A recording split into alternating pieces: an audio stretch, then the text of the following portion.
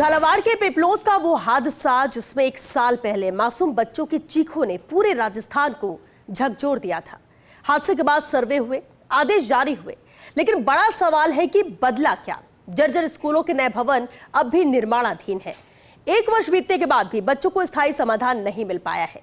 क्या राजस्थान के बच्चे अब सुरक्षित स्कूलों में पढ़ रहे हैं या फिर अगली त्रासदी का इंतजार है? देखिए विशेष रिपोर्ट। 25 जुलाई 2025 झालावाड़ के पिपलोद गांव का वह मनहूस दिन जब सरकारी स्कूल की जर्जर छत अचानक भरभरा कर गिर गई और 7 मासूम बच्चों की मौत हो गई। हादसे के बाद पूरे राज्य में स्कूल भवनों की सुरक्षा को लेकर गंभीर सवाल खड़े हुए। सरकार ने सर्वे कराया, अदालत ने सख्त टिप्पणियां की और शिक्षा विभाग ने बड़े पैमाने पर जर्जर भवनों की पहचान शुरू की, लेकिन 1 साल बाद भी हालात पूरी तरह नहीं बदले हैं। आज भी हजारों बच्चे ऐसे स्कूलों में पढ़ने को मजबूर हैं जहां भवन या तो खतरनाक हैं या मरम्मत के इंतजार में हैं। हादसे के बाद हुए राज्यव्यापी सर्वे ने चौंकाने वाली तस्वीर सामने रखी।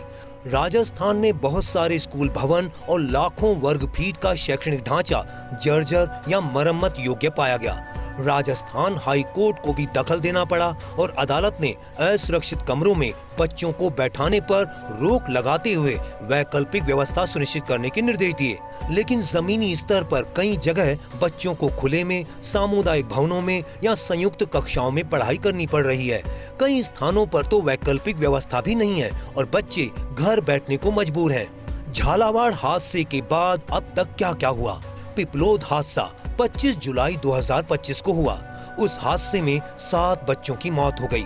राज्य भर में विशेष सर्वे का आदेश हुआ। 63,000 से अधिक स्कूलों का आकलन हुआ। 86,934 कक्षाएं जर्जर पाई गईं। 5,667 स्कूल पूरी तरह असुरक्षित पाए गए।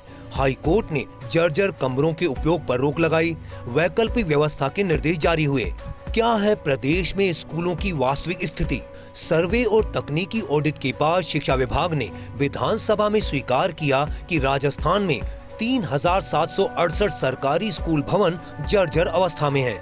इनमें से 2,558 भवन आधिकारिक रूप से जर्जर घोषित, जबकि 1,210 भवनों को औपचारिक घोषणा का इंतजार है।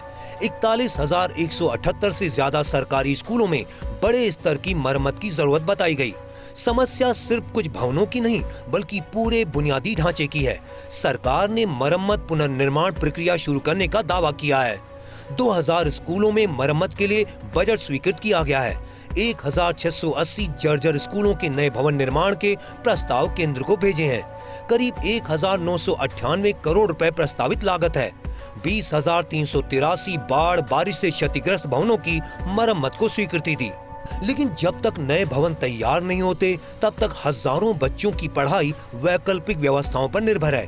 सीमावर्ती और ग्रामीण इलाकों में हालात ज्यादा चुनौतीपूर्ण हैं, जहां कई स्कूलों में बच्चे पेड़ों के नीचे या अस्थायी कमरों में पढ़ाई करने को मजबूर हैं। यहाँ की जो बिल्डिंग की अवस्था इस तरह से है कि सरिया बाहर निकल रहे हैं, फूल रहे हैं। बरसात के मौसम में वहाँ से पानी टपकता है, चूना नीचे गिर जाता है, कभी स्टूडेंट पे गिर जाता है, कभी टीचर्स पे गिर जाता है। इससे पूर्वी राजस्थान में कई जगह से बड़े हादसे हो चुके हैं। हालत जर्जर है, खस्ता हालत है। इस पे न प्रशासन ध्यान दे रहा है। इसमें कई बार लिखापढ़ी भी हो चुकी है और सरिये निकल रहे हैं। स्कूल गिर सकती है और ये मेंटेन भी नहीं हो सकती। अब ऐसी स्थिति में इसमें शिक्षा विभाग या प्रशासन ध्यान दे कि इस स्कूल में बच्चों को बड़ा खतरा है, संख्या भी कम हो रही है। इसी वजह से हो रही है कि स्कूल की हालत दयनीय है। झालावाड़ का हादसा केवल एक दुर्घटना नहीं था बल्कि पूरे शिक्षा तंत्र के लिए एक चेतावनी थी। 1 साल बाद भी आंकड़े बता रहे हैं कि खतरा पूरी तरह टला नहीं है। सवाल केवल भवनों का नहीं बल्कि उन बच्चों का है जो हर सुबह किताबों के साथ स्कूल तो पहुंचते हैं, लेकिन उनके माता पिता के मन में आज भी एक डर मौजूद है, कहीं पढ़ाई का यह सफर किसी और पिपलोद में खत्म न हो जाए। पिपलोद के वे 7 मासूम अब कभी स्कूल नहीं लौटेंगे, लेकिन उनकी याद हर जर्जर दीवार, हर टूटी छत और हर उस स्कूल में मौजूद है जहां बच्चे आज भी जोखिम के बीच पढ़ रहे हैं। 1 साल बाद सबसे बड़ा सवाल यही है, क्या हमने उस हादसे से सचमुच सबक लिया है या फिर अगली त्रासदी का इंतजार कर रहे हैं? राजस्थान में झालावाड़ हादसे को 1 साल हो गया है। हादसे के बाद आंकड़े खंगाले गए और उन पर काम भी हुआ। बच्चों को वैकल्पिक व्यवस्था दी गई पढ़ाई करने के लिए, लेकिन 1 साल से ज्यादा का समय हो गया है, लेकिन अभी तक बच्चों को पूरी तरीके से सुरक्षित भवन नहीं मिले हैं। कई जगह जो वैकल्पिक व्यवस्था है वो भी जर्जर इमारतें हैं जहां पर बच्चे पढ़ाई करने को मजबूर हैं। इसलिए शिक्षा विभाग को इस और गौर जरूर करना चाहिए कि बच्चों को आखिर सुरक्षित भवन कब मिलेंगे जब वो अपनी पढ़ाई को बेहतर ढंग से कर पाएंगे। कैमरा पर्सन तीरथ के साथ मैं Dimple Sharma, first India news, Jaipur.